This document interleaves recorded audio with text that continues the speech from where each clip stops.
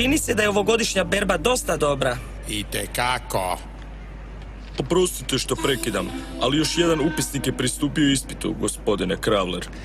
Jeste li me to nazvali gospodinom? Oprostite, ja sam ovdje novi, gospođo. Imam doktorat iz dvoboja i mislim da sam zaslužio titulu doktor, molim. A sad recite Mlacu da će jednostavno morati doći iduće godine.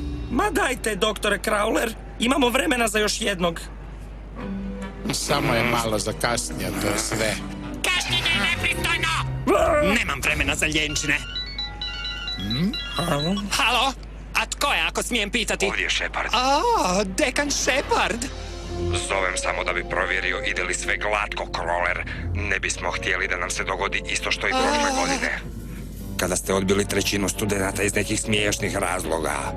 Što je ono bilo? Zvali su vas gospodine ili gospođo, kako već? Samo pazite da svi dobiju fair priliku. Svakako.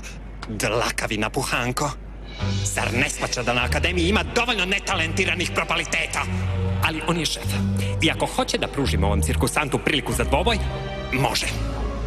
Oprostite, gospodo, vraćam se odmah. Ali tko će biti borbeni mentor dječaku i koje ćemo ispitne karte koristiti? Prepustite to meni.